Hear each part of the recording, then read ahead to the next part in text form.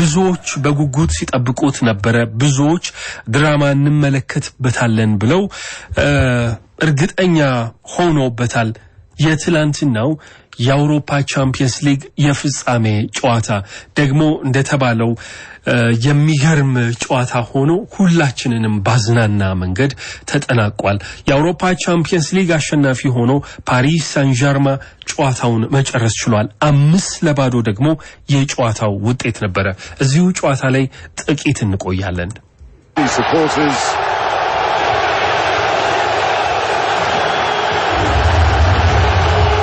On an exceptional night, youngster Seni Mayulu completed the route near the end. 5-0, the biggest win in the history of Champions League finals. A memorable night, Luis Enrique becoming the 7th coach to win the title with 2 different clubs. Congratulations PSG, Kings of Europe.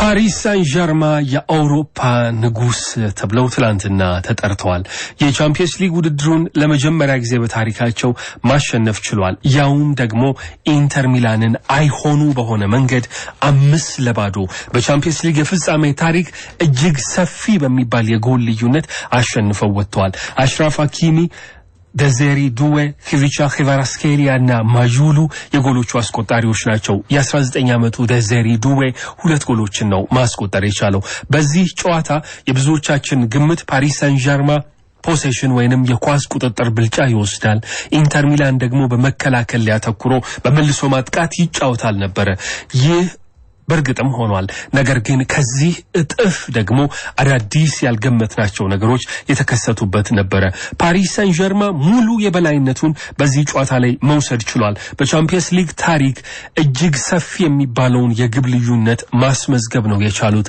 ከዚህም የከፋ ከዚህም የበለጠ መሆን ይችል ነበር የሉዊስ ኤንሪኬ ሰራዊት እነዚህ ወጣቶች ኢንተር ሚላን ላይ ፈንጭተዋቸዋል የሚያቆማቸው አልነበረም በቀኝ በግራ ኢንተር ሚላንን ከፍ ዝቅ ሲያረጉት ቆይቷል ፓሪስ ሳን ዠርማ ይህ ለአመታት ሲጠብቁት የነበረ ድል ነው ፒኤስጂ የቻምፒየንስ ሊግ የፈረንሳይ ሊግ እና የኩፕ ደ ፍራንስ ዋንጫን በማሳካት የሶስትዮሽ ድላቸውን ትላንትና ቋጭተውታል ፓሪስ ሳን ዠርማ በፈረንሳይ ሊግ ታሪክ አንድ ብቸኛው ክለብ ሆኗል 3 ዮሽ ዋንጫን ማሳካት የቻለ አሰልጣኙ ሉዊስ ኤንሪኬ ደግሞ በሁለት የተለያዩ ክለቦች የ3 ዮሽ ዋንጫ ባለቤት መሆን የቻሉ ሁለተኛው ሰው ናቸው ከዚህ ቀደም ይህንን ማድረግ የቻለው ፔፕ ጓርዲዮላ ነበር በባርሴሎናና በማንቸስተር ሲቲ ከዚህ ቀደም በባርሴሎና ቤት ይህንን ማድረግ ችሎ ነበር 2015 ላይ አሁን ሉዊስ ኤንሪኬ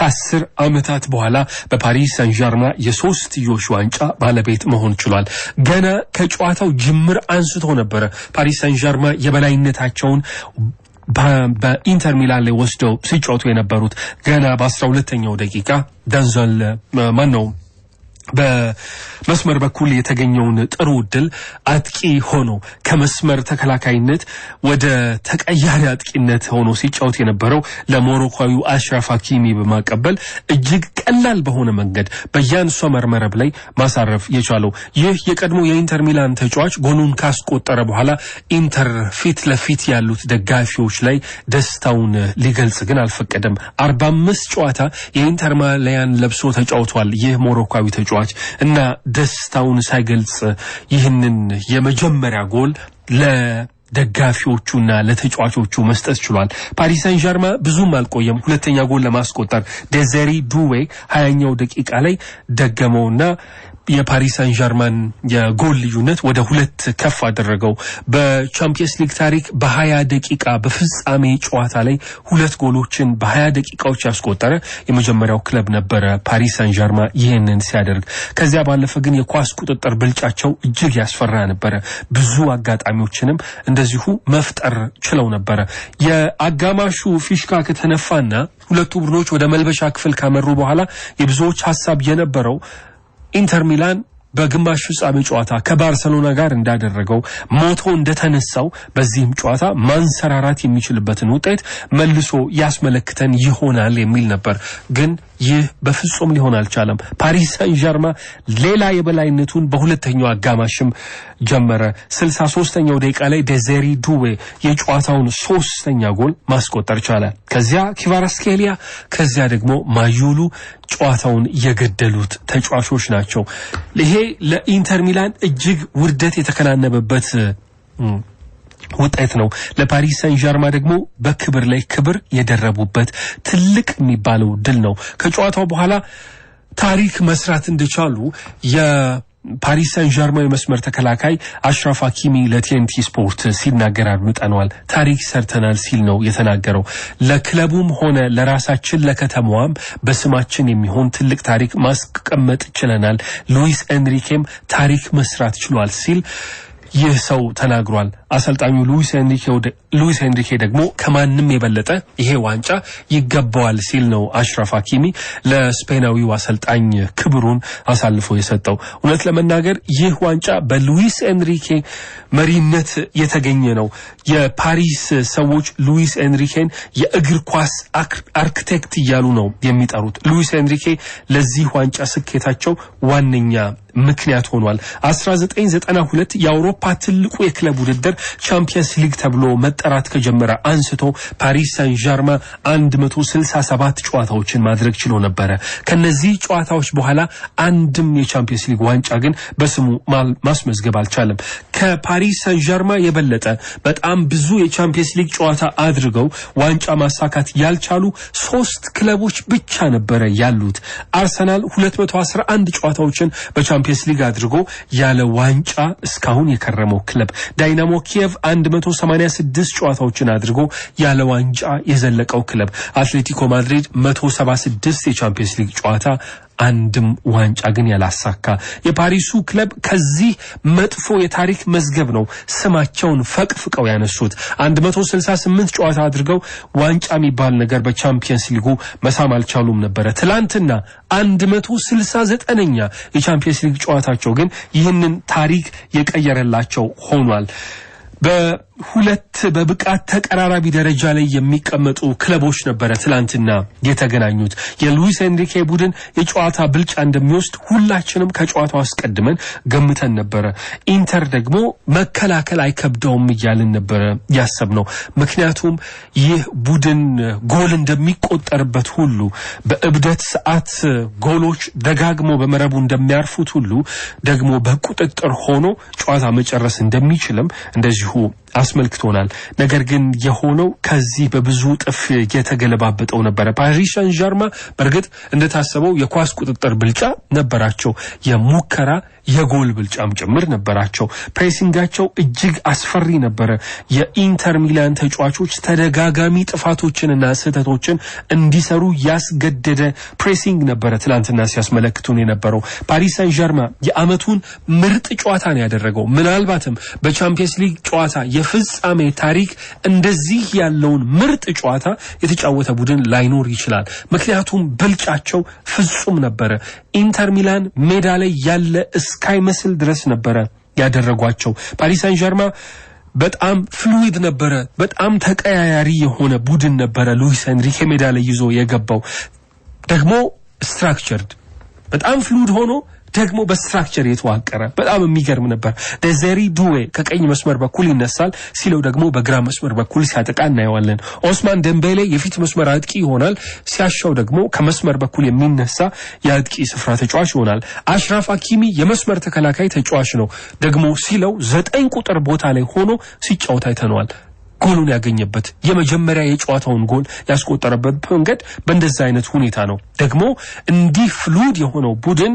እንዲህ ተቀያያሪ ተለዋዋጭ የሆነው ቡድን በጣም ደግሞ የተዋቀረ ሆኖ ሲከላከልም ተመልክተናል የተከላካይ ስፍራ ተጫዋችና ግብ ጠባቂዎቹ ይህንን ማስመልከት ችለዋል። ትላንትና ሲሞኔ ኢንዛጊና ኢንተር ሚላን የህይወት ዘመናቸውን መጥፎ ሳምንታት ለማሳለፍ ተገደዋል። ባለፈው ሳምንት ከ8 ቀናቶች በፊት ነበረ በናፖሊ የስኩዴቶ ዋንጫውን የተነጠቁት። ትላንትና ደግሞ የቻምፒየንስ ሊግ ዋንጫውን እጅግ ከፍ ባለ ውርደት ውስጥ ሆነው ነው ተሸንፈው ያጠናቀቁት። በኮፓ ኢታሊያ የግማሽ ፍጻሜ ጨዋታ ኤሲ ሚላን ከውድድሩ ፍጻሜ እንዳይደርሱ እንዳሰናበታቸው ይታወሳል። ሙሉ የውድድር ዓመቱን ባለፈው የውድድር ዓመት የሴሪያ ዋንጫ አሳክቶ ያጠናቀቀው ኢንተር ሚላን ከ2 ዓመት በፊት በቻምፒየንስ ሊግ ፍጻሜ አስገራሚ ብቃት አስገራሚ መፎካከርና መገዳደርን አሳይቶ በማንቸስተር ሲቲ 1-0 ብቻ የተሸነፈው ቡድን ትላንትና ግን 5 ጎል ዘንቦበታል። ያለ ዋንጫ ዓመቱን ለማጠናቀቅ ተገዷል። ብዙ ስህተቶችን ሲሰራ ነበር ቡድኑ። ከነዛ መካከል አንደኛው ፌዴሪኮ ዲ ማርኮ ነው። አሌሳንድሮ ባስቶኒም እንደዚሁ ይጠቀሳል። እርግጥ ሁለተኛው ጎል ሲቆጠር የእርሱ ዲፍሌክሽን ዋጋ አስከፍሎታል። ለመከላከል ግን ጀርባውን ለሰጠው ለደዜሪ ዱዌ የኳሱ አቅጣጫ አለማወቁ ኳሱ እርሱን ጨርፋ እንድትገባ ምክንያት ሆኗል። ከዛ ባለፈ በመስመር መከላከል በኩል እጅግ ክፍተት ነበር ያሳየው ትላንትና ዲማርኮ። ባስቶኒ ቢሆን ይህንን አሳይቶናል። የአጥቂ ስፍራ ተጫዋቾቹ ማርከስ ቱራምና ላውታሮ ማርቲኔዝ ከዚህ በፊት በጋራ ሲጣመሩ እጅግ አስፈሪ ነበሩ። ትላንትና ግን አንድም ነገር መፍጠር ተስኗቸዋል። ኒኮሎ ባሬላ ብቻውን ሲባዝን የነበረ የኢንተር ሚላን ተጫዋች ነው። ኢንተር አሁን 4ኛ የአውሮፓ ውድድር ፍጻሜ ላይ ነው የተሸነፉት። በአውሮፓ ውድድር መድረክ በጣም ብዙ ፍጻሜዎች ላይ ደርሶ ከተሸነፉ ቡድኖች መካከል 4ኛ ደረጃ ላይ ተቀምጧል። ዩቬንቱስ 7 የአውሮፓ የፍጻሜ ውድድሮችን ተሸንፎ ያውቃል። በነፊካ 5፣ ባየር ሚዩኒክ 5 ተሸንፏል። ኔራዙሪ አሁን 4ኛ የአውሮፓ ውድድር ሽንፈታቸው ነው ትላንትና የቀመሱት። የዘመኑ ምናልባት የዚህ ቡድን ስብስብ ማክተሚያ ሳይሆን አይቀርም እየተባለ ነው። የትላንቱ ሽንፈት ከዚህ በኋላ ይሄ ቡድን ይሄ ስብስብ እንዳያንሰራራ አድርጎ የገደለው ሽንፈት ሊሆን ይችላል እየተባለ ነው። ለነገሩ ይሄ ቡድን ከዚህ በኋላ ለማንሰራራት ይሄንን ጨዋታ መሸነፍም አያስፈልገውም ነበር። ምክንያቱም አብዛኞቹ አንጋፋና የጨረሱ ተጫዋቾች ስለሆኑ ብዙዎቹ በእድሜ መባቻቸው የእግር ኳስ እድሜ ዘመናቸውን መጨረሻ አካባቢ ላይ ያሉ ተጫዋቾች ናቸው። በቻምፒየንስ ሊግ ፍጻሜ ታሪክ ትላንትና የሲሞኔ ኢንዛጊ ቡድን ቋሚ 11 በፍጻሜው ታሪክ እጅግ አንጋፋ የሚባለው 3ኛው ቡድን ነበር ወደ ሜዳ የገባው። ከ2 ዓመት በፊት በቻምፒየንስ ሊግ ፍጻሜ በማንቸስተር ሲቲ የተሸነፈው ቡድን ውስጥ ቋሚ ሆነው የጀመሩ 7 ተጫዋቾች ትላንትናም ቋሚ ሆነው ጀምሯል። ትላንትና በቋሚ 11 ውስጥ የተሰለፉት 3 ተጫዋቾች እድሜያቸው 36 እና ከዚያ በላይ ነበረ። አቸርቢ 37 ነበር። ግብ ጠባቂው ያን ሶመር 36 ነበረ። ሄንሪክ ሚኪታሪያን 36 ዓመት የሞላው ተጫዋች ነው። እንግዲህ ይህ አንጋፋ ስብስብ ነው ትላንትና መደምደሚያውን ያገኘው። ከዚህ በኋላ ቡድኑ በወጣት መገንባት እንጂ ይህ ቡድን አንሰራርቶ ሌላ ቡድን ሌላ ስኬት ያስመዘግባል ብሎ ማሰብ መቼም የዋህነት ነው የሚሆነው። ኢንድ ኦፍ አን ኤራ ያሉት ነው ገና ካሁኑ። ለነገሩ የክለቡ ፕሬዝዳንትና ባለቤቶቹም ቢሆን የሚያስቡት እንደዚሁ ነው። ጁሴፔ ማሮታ የኢንተር ሚላኑ ፕሬዝዳንት ሲናገሩ ከዚህ ጨዋታ አስቀድሞ የክለቡ ባለቤቶች ኦክትሪ የሚፈልጉት አሴት መሆን የሚችል ወደፊት ንብረት መሆን የሚችል በደንብ ገንዘብ ሊያወጣ የሚችል የወጣት ቡድን ስብስብን መገንባት ነው ሲሉ ነበር የተናገሩት። አሁን ይህንን ቡድን ለማፍረስ የሚሆን ጥሩ ምክንያት አላቸው። በወጣት ራሳቸውን ለመገንባት የሚሆን ጥሩ ምክንያት አላቸው። ይህ የኢንተር ሚላን የቡድን ስብስብ በአማካይ 30 ዓመት ከ242 ቀን ነበረ ትላንትና ቋሚ 11ዱ የእድሜ አማካዩ። በቻምፒየንስ ሊግ ፍጻሜ ታሪክ ቅድም እንዳልኳችሁ 3ኛው አንጋፋ ቡድን ነው። ለንጽጽር እንዲሆን ትላንትና እነሱን ለመግጠም የገባው የሉዊስ ኤንሪኬ የወጣት ሰራዊት በ5 ዓመት ከ146 ቀን ከነዚህ ተጫዋቾች ያንሳል። በ5 ዓመት ያንሳል። እንግዲህ ታዲያ እንዴት ብለው ይዋዛቸው እንዴት ብለው ይቆጣጠሯቸው እነዚህን ተጫዋቾች እርግጥ አዲስ ቡድን እንገነባለን ብለው አስቀድመው ተናግረዋል። ግን ይህንን ቡድን የሚገነባው የትኛው አሰልጣኝ የትኛው መሪ ነው የሚለው ገና ያልተረጋገጠ ጉዳይ ነው። ትላንትና ከጨዋታው መጠናቀቅ በኋላ ሲሞኔ ኢንዛጊ ስለ ቆይታው ሲጠየቅ ይሄ ክብር አልባነት ነው ሲል ተናገረ። ትክክለኛው ሰዓት አይደለም ይህንን ለማውራት ሲል ነበር የተናገረው። በኢንተር ሚላን ቤት ከጨዋታው አስቀድሞ ደስተኛ እንደሆነ ሲናገር የነበረው ሰው በሳውዲ ፕሮ ሊጉ ክለብ አልሂላል እየተፈለገ ይገኛል። የ49 ዓመቱ ጣሊያናዊ ምናልባት በሳን ሲሮ መባቻው ላይ መጨረሻው ላይ የደረሰ ይመስላል። ትላንትና ደግሞ የደረሰው ያ አስከፊ ሽንፈት ለስንብቱ ምክንያት ሊሆነው ይችላል። እርሱ ግን ከዚያ ሽንፈት በኋላ ይሄንን ጥያቄ ለመጠየቅ ትክክለኛው ሰዓት አይደለም ሲል ተናገረ። ባለቤቶቹ እርሱን ይመርጡታል ወይስ ያሰናብቱታል እንመለከታለን። ፓሪስ ሳን ዠርማን ትላንትና በሁሉም ነገር በልጦ ነው ያሸነፈው። 23 ሙከራዎችን አድርጓል። ኢንተር 8 ብቻ ነው ያደረገው። 8 ኢላማውን የጠበቀ ሙከራ አድርገዋል። ኢንተር 2 ብቻ ነው ያደረገው። በፖሴሽን 60% ገደማ የኳስ ቁጥጥር ብልጫ ነበራቸው። ኢንተር 40% ነበረው። የ19 ዓመቱ ዴዜሪ ዱዌ በቻምፒየንስ ሊግ ፍጻሜ 3 ጎሎች ላይ በአንድ ጨዋታ መሳተፍ የቻለ ተጫዋች ሆኗል። ከክርስቲያኖ ሮናልዶ በመቀጠል በአንድ የፍጻሜ ጨዋታ አሲስት ወይንም ማቀበል እና ደግሞ ጎል ማስቆጠርም የቻለ ተጫዋች ነው። በእድሜ ትንሹ ተጫዋችም ነው። በቻምፒየንስ ሊግ ፍጻሜ ጨዋታ ጎልም ማድረግ የቻለ ደግሞ አመቻችቶ ማቀበል የቻለ በቻምፒየንስ ሊግ የፍጻሜ ታሪክ ትላንትና ጨዋታው ከመደረጉ አስቀድሞ በቻምፒየንስ ሊግ የፍጻሜ ታሪክ በእድሜ ትንሽ የሚባሉ ተጫዋቾች እድሜያቸው ከ19 ያላለፈ 20 ያልተሻገሩ በእነሱ አጠራር ቲኔጀርስ የሚባሉ በፍጻሜ ጨዋታ ቻምፒየንስ ሊግ ላይ ጎል ያስቆጠሩ 2 ተጫዋቾች ነበሩ።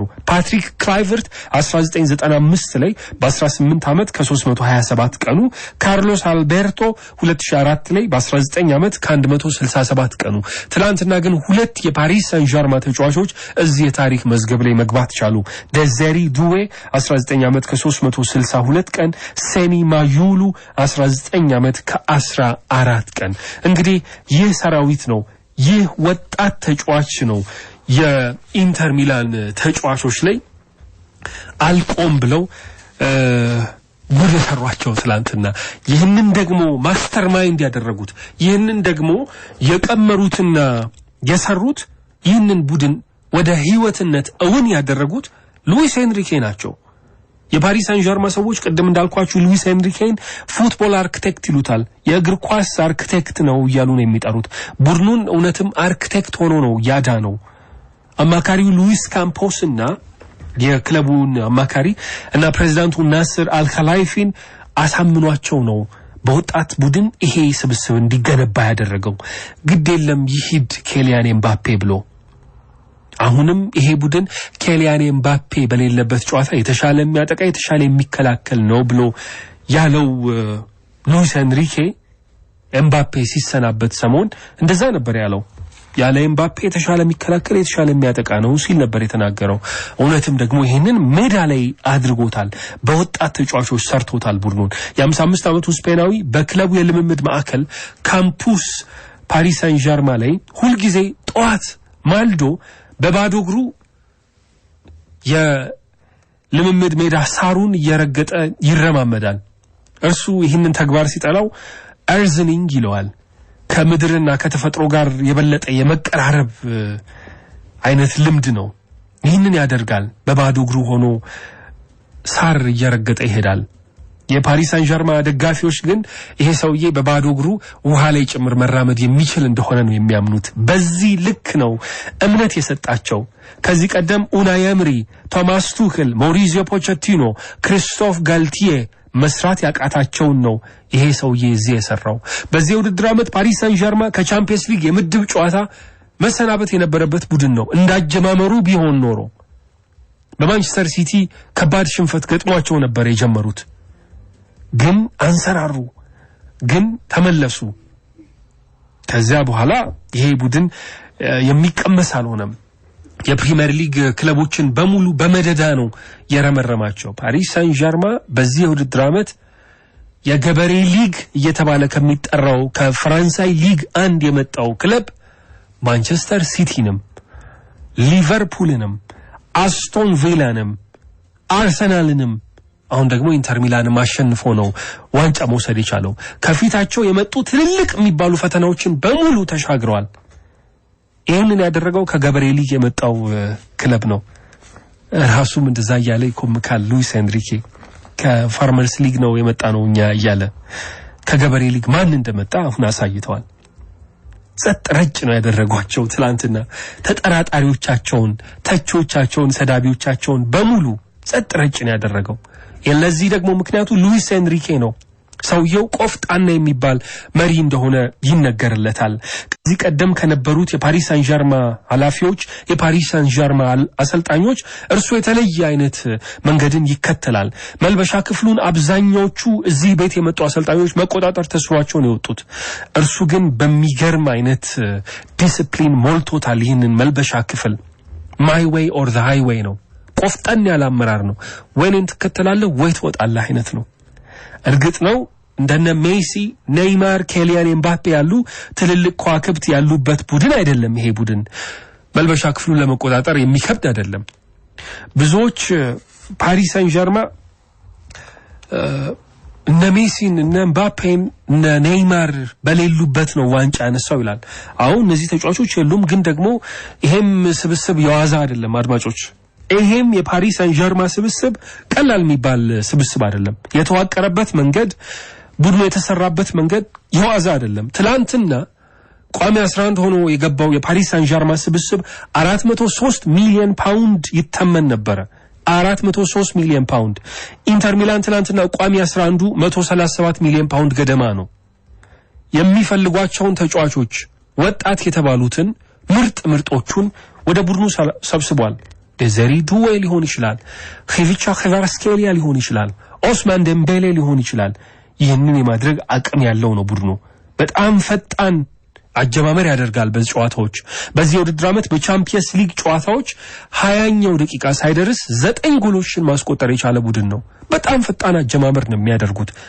ደንግጠው ነው የሚጀምሩት 9 ጎል አስቆጥረዋል 20 ደቂቃ ሳይደርስ ትላንትናም 20 ደቂቃ ላይ ነው 2 ጎል ላይ የደረሱት አሽራፍ ሀኪሚና ደዘሪ ዱዌ ከዛ በኋላ ኢንተር ሚላን መንሰራራትና መነሳት አቅቶት ነው ያየነው ትላንት ሉዊስ ኤንሪኬ አንድ በጣም ስሜታዊ የሚያደርግ ነገር ሲያደርግ ነበር መቼም የዚህ ዘውዬን ታሪክ ብዙዎች የእግር ኳስ ተከታታዮች በቅርበት ሆናችሁ ተከታተሉታላችሁ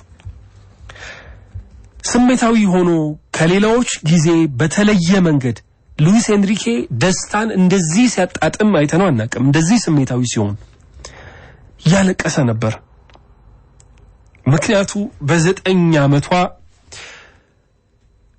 ህይወቷ ያለፈው ልጁ ናት ሁሌ ካምሮ ከልቡ ከስሜቱ ከነፍሱ የማትርቀው ልጁ ናት አብራ ሁሌ የምታጫውተው ልጁ መታበት ነው እንደዛ ሲሆን የነበረው የእርሷን ማስታወሻም ሲያደርግ ነበር ትላንትና ዋንጫውን ማንሳታቸውን ካረጋገጡና የጨዋታው ፊሽካ ከተሰማ በኋላ ወዲያውኑ ልብሱን የቀየረው ያደረገው ቲሸርት ጥቁር ቲሸርት የልጁ መታወሻ ያለበት ነው ኋላ ላይ ነግራችኋለሁ እሱን 2015 በባርሴሎና ሳለ የቻምፒየንስ ሊግ ዋንጫ በርሊን ስቴዲየም ላይ ሲያነሳ እቺ የ5 ዓመት ልጅ ዛና የምትባል ከርሷ ከቁመትም በመጠንም በጣም የሚበልጥ ባንዲራ ይዛ በበርሊን ስቴዲየም የቻምፒየንስ ሊግ ዋንጫን ባርሴሎና ካነሳ በኋላ ይህንን ባንዲራ ልትተክል ትታገላለች ሉዊስ ኤንሪኬ በፈገግታ ሆኖ እየሳቀ ነው የሚያያት ያቺ ልጁን የ5 ዓመት ልጁን ትታገላለች ባንዲራውን ለመትከል መሃል በርሊን ላይ ካታሎኒያን ልትወክል ትፍገመገማለች እቺ ልጁ ይሄንን ካደረገች ከ4 ዓመት በኋላ ነው በካንሰር ተሰቃይታበት የሞተችው 2019 ነው ህይወቷ ያለፈው በጊዜው የስፔን ብሔራዊ ቡድን አሰልጣኝ ነበር ሉዊስ ኤንሪኬ እና ልጁን ለማስታመምም ከሞተች በኋላ ደግሞ ቀብሮ ለመመለስም ከሐዘን ለማገገምም ከስራው ተገልሎ ነበር የስፔን ብሔራዊ ቡድን ኃላፊነቱን ለቆ ነበር ከረጅም ጊዜ በኋላ ነው የተመለሰው እሷ ህይወቷ ቢያልፍም በአካል እንጂ በነፍስ ግን ሁሌ ያለች ይላል በመንፈስ ግን ሁሌ አብራኛለች ይላል ትላንትና ጨዋታው እንደተጠናቀቀ ቀይሮ የለበሰው ቲሸርት ጥቁሩ ያ ቲሸርት 2015 የበርሊን ተግባሯን የሚያስታውስ ነበር እዛ በርሊን ላይ ያንን ባንዲራ ልትተክል ስትታገል የካታሎኒያን የባርሴሎናን ባንዲራ ስትታገል ነበር እና አሁን የፓሪስ ሳን ዠርማን ባንዲራ ይዛ ስትተክል የሚያሳይ ልብስ ነው የለበሰላት ያንን ስዕል የሚያሳይ ልብስ ነው የለበሰው ሁሉ ጊዜ በመንፈስ ልጄ ከኔ ጋር አለች ይላል ሰውየው አንድ ዶክመንተሪ ላይ የተናገረው ንግግሩ በጣም ልብ ይነካል በጣም ስሜት ይነካልና እሱን እሺ በተወሰነ መንገድ የሱን ሐሳብ ቃል በቃል ለመንገር ልሞክር afortunado o desgraciado yo me considero afortunado muy afortunado pero እኔ እድለኛ ነኝ ወይስ እድለቢስ ሰው ነኝ እኔ እድለኛ ሰው ነኝ ራሴን እንደዛ ነው የምቆጥረው በጣም እድለኛ ነኝ ግን የ9 ዓመት ሴት ልጅህን እኮ ሞታባለች ልትሉ ትችላላችሁ አዎ ልጄ ሞታለች ነገር ግን 9 አስገራሚ ህይወት አመታትን ኖራለች በብዙ ሺዎች የሚቆጠሩ ትዝታዎችን ለኛ ኖራለች እና ዛና ብትሞትም ትዝታዎቿ ግን ከኛ ጋር ሁሌ ያሉ ይላል አንድ ጊዜ ወደ እናቴ ቤት ስገባ የዛናን ፎቶዎች እናቴ ጠቅልላ በሙሉ ነቃቅላ አንስታቸዋለች እንዴ እናቴ የዛና ፎቶስ በየጠየኳት ሉዊስ አልቻልኩም ያለች አለቀሰች ባየው ቁጥር እረበሻለሁ አለች እናቴ ታይ ፎቶቿን መልሺ ዛና በአካል ነው እንጂ የለችው ከኛ ጋር የሌለችው በመንፈስ ግን ሁሉ ጊዜ ከኛ ጋር አብራናለች ከኔ ጋር ሁሌ አብራኝ ትራመዳለች አብራኝ ትስቃለች አብራኝ ትጫወታለች እያለ ለእናቱ ለማሳመን ይሞክራል ዛና እኛን ሁሉ ጊዜ ታይናለች ከኛ ጋር ሁሌ አብራ ትኖራለች ይላል በ9 ዓመቷ የሞተችው እቺ ሴት ልጁ ለሉዊስ ኤንሪኬ እንደዛ ናት ሁሌ እየመጣች ታጫውቷለች ሁሌ እየመጣች ከሱ ጋር አብራለች እና ትላንትና በአሊያንዝ አሬና ኢንተር ሚላንን 5-2 ሲያሸንፉ ዛናም አብራው ነበረች በመንፈስ ለዛ ነው ሲያለቅስ የነበረው እርግጥ በአካልም ቤተሰቦቹ አብረውት ነበሩ ባለቤቱ ኤሌና ኩሌል እና 2 በህይወት ያሉ ደግሞ ልጆቹ አንድ ወንድና አንድ ሴት ልጆቹም አብረው ሆነው ይህን ደስታ ሲያጣጥሙ ነበር የፓሪስ ሳን ዠርማ ደጋፊዎች የዚህን ሰውዬ የልብ ቁስል ያቃሉ እና በትልቅ ባነር ቴፎ አሰርተውለት የሱና የሴት ልጁ ምስል ያለበት ቴፎ አሰርተው ድጋፋቸውን ሲያሳዩት ነበር እንግዲህ ይሄ ሰው ነው ሉዊስ ኤንሪኬ የ55 ዓመቱ ስፔናዊ በታሪክ ሁለተኛው ሰው ሆነው ከሁለት የተለያዩ ክለቦች ጋር ትሬብል ያሳካ 3 ዋንጫን ወሰደ ከፓሪስ ሳን ዠርማንና ከባርሴሎና ከፔፕ ጓርዲዮላ ጋር የተስተካከለ ታሪክን መስራት የቻለ